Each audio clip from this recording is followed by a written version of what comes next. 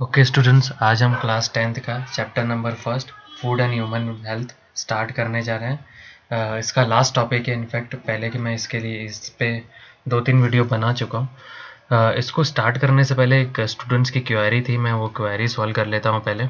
Students ने पूछा था कि रिकेट्स क्या होता है।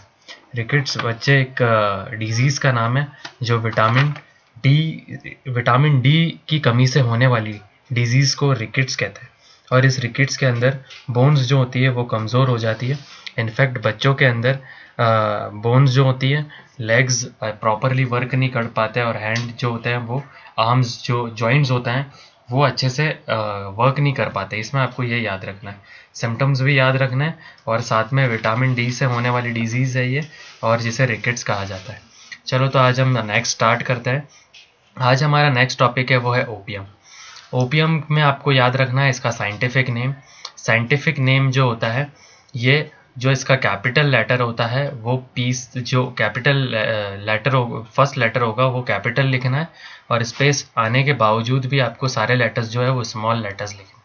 पहली जो है इसमें आपको साइंटिफिक नेम में ये याद रखना है। और इनफैक्ट आपके आगे के जो चैप्टर्स है उसमें तकरीबन बहुत सारे ऐसे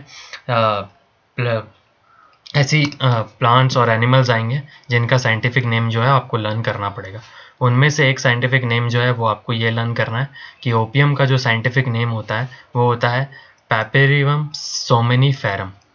ये याद रखना है। और मैंने आपको ये भी बताया था टबैको वाले टॉपिक में कि टबैको की जो लीव्स होती है उसमें एक टाइप का एल्कोलॉइड्स पाया जाता है जिसको निकोटिन कहा जाता है। वैसे ही ओपियम प्लांट के अंदर 30 टाइप्स के एल्कोलॉइड्स पाए जाते हैं, और ये 30 टाइप में से कुछ ऐसे नाम लिखे हैं जो आपको लर्न भी करने हैं। ये 5 जो हैं ये तो लर्न करने ही करने हैं आपको, जैसे है मॉर्फिन है, कोडिन है, निकोटिन है, और सोमेनिफेरम है, और पैपेरिन। ये जो नाम है आपको लर्न करने पड़ेंगे। 30 टाइप में से 5 टाइप्स ऑफ एल्कोलॉइड जो होते हैं ओपियम में पाए जाते हैं। और ओपियम के अंदर मॉर्फिन और कोडिन जो होते हैं ये दो टाइप के एल्कोलॉइड्स हैं। वो ड्रग्स बनाने में काम आते हैं, ड्रग्स मतलब दवाइयाँ बनाने में काम आते हैं। और बहुत सारे ह्यूमन जो हैं इसे इलीगल तरीके से इसका यूज़ करते हैं,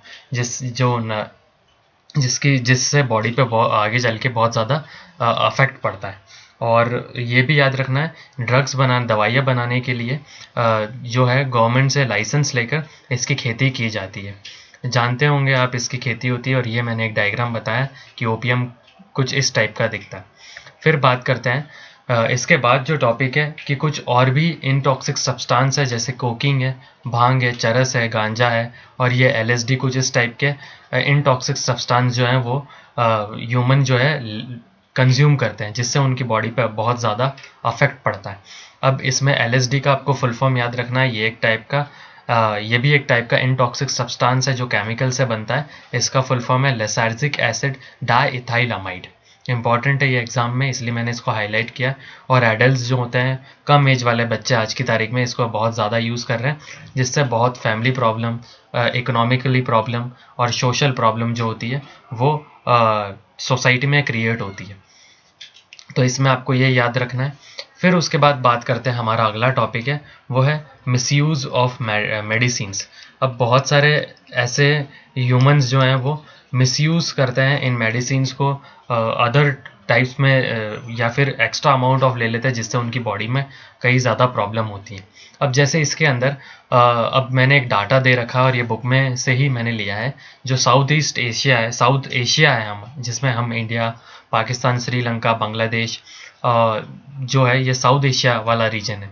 यहाँ पर अगर एक एस्टिमेट डाटा के हिसाब से 42% ऐसे लोग हैं जो अल्कोहल कंज्यूम करते हैं, और 20% ऐसे लोग हैं जो ओपियम कंज्यूम करते हैं, 30% जो है वो हीरोइन कंज्यूम करते हैं, 6% जो है वो गांजा कंज्यूम करते हैं, और 8% जो है कुछ अलग तरह की हैबिचुअल एक्टिविटीज़ होती है, जैसे कि उनको तंबाकू कंज्यूम करना हो गया है, और वगैरह वगैरह एक्सेट्रा चीज़ें जो हैं वो कंज्यूम करते हैं। अब चिल्ड्रन जो होते हैं वो जल्दी इनकी प्रति आकर्षित होते हैं और ज़्यादा कंज्यूम करने की कोशिश करते हैं, जिससे उनकी बॉडी को हार्मफुल इफ़ेक्ट्स हो सकते हैं। अब बात करते हैं कि इनको देखकर चिल्ड्रन जो हैं कुछ और भी चीज़ें जो हैं वो कंज्यूम करने लग गए इन टॉक्सिक सब्सटेंस, जैसे कि आज की तारीख में थिनर हो गया है, एक वाइटिश कलर का सब्सटेंस आता है जिसको हाथ में रुमाल में लेकर कुछ स्टूडेंट्स या चिल्ड्रन जो है वो स्मेल करते हैं। पेट्रोल हो गया और कुछ सॉल्वेंट्स और कुछ ऑयल जो है वो कंज्यूम करते हैं। उन्हें लगता है कि इससे उन्हें नशा हो रहा है, जबकि ऐसा कुछ नहीं होता है। ये उनकी बॉडी में उनके लंग्स को प्रॉब्लम कर सकती है, किडनी को डैमेज कर सकती है और मे भी बहुत सारी फिजिकल प्रॉब्लम फ्यूचर में क्रिएट कर सकती है। तो ये आपको चैप्टर को इसलिए इंट्रोड्यूस किया जा रहा है ताकि आप इन चीज़ों से सीखो और आप इन चीज़ों को कंज्यूम ना करो। इस वजह से आपको ये चैप्टर में इंट्रोड्यूस करा गया। अब बात करते हैं एडल्ट्रेशन ऑफ फूड की। ये भी एक लास्ट टॉपिक है इस चैप्टर का। एडल्ट्रेशन का मतलब होता है कुछ ऐसे केमिकल्स या टॉक्सिक सब्सटेंस जो होते हैं वो फूड में मिक्स कर दिए जाते हैं, जिससे फूड जो होता है वो जल्दी पकता है, या फिर वेजिटेबल्स और फ्रूट्स जो होते हैं वो जल्दी पकाने के लिए ऐसा किया जाता है, या फिर लार्ज डिमांड को कंप्लीट करने के लिए उसके अंदर ऐसी चीज़ों को मिलाकर और मार्केट में बेचा जाता है। जैसे कि आप देखते हो आज की तारीख में मिल्क जो हो रहा है, मिल्क के अंदर भी एडल्ट्रेशन किया जाता है वाटर मिलाकर, या फिर वाटर भी मिलाया जा रहा है तो वो भी एक तरह का एडल्ट्रेशन ही है।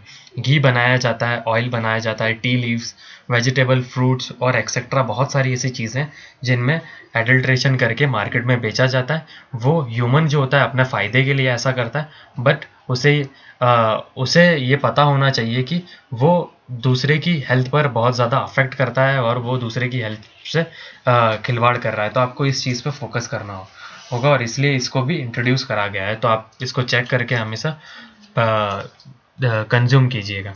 अब दूसरी जो चीज़ आती है कि कोल्ड ड्रिंक्स के अंदर जो कोल्ड बेवरेजेस होते हैं उसमें बहुत सारे तरह के केमिकल्स मिलाए जाते हैं, जिसमें से एक केमिकल्स है वो है फॉस्फोरिक एसिड।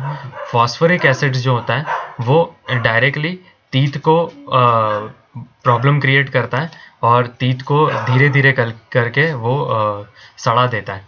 अब बात करते हैं इसमें कि आयरन, ये जो फॉस्फोरिक एसिड है वो आयरन को भी डिसॉल्व कर सकता है, इतना पावरफुल एलिमेंट होता है।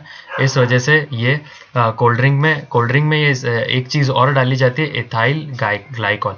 ये इथाइल ग्लाइकॉल और फॉस्फोरिक एसिड दोनों को मिलाकर दोनों है ये कोल्ड ड्रिंक्स को जमने नहीं देते हैं। आप देखोगे कि 0 डिग्री सेल्सियस पे भी जो कोल्ड ड्रिंक्स जो होते हैं वो फ्रीज नहीं होते, इसलिए इन दोनों सब्सटेंस को फॉस्फोरिक एसिड और इथाइल ग्लाइकॉल को स्वीट पॉइजन कहा जाता है।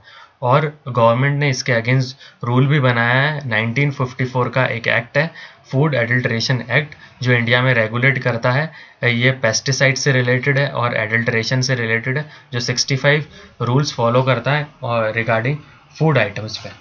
और एक और इंस्टीट्यूट है, मैंने यहाँ लिखी नहीं है तो वो भी आप याद रखिएगा, FSSAI, जो फूड आप देखोगे जितने भी पैकेट्स होते हैं फूड पैकेट्स, उनके ऊपर ये लेबल किया जाता है कि ये FSSAI से प्रमाणित है, तभी आप उसे कंज्यूम कर सकते हैं। विदाउट इसके आप देखकर नहीं खरीदिएगा, ये आप भी थोड़ा ध्यान रखिएगा। Okay, thank you for today's class.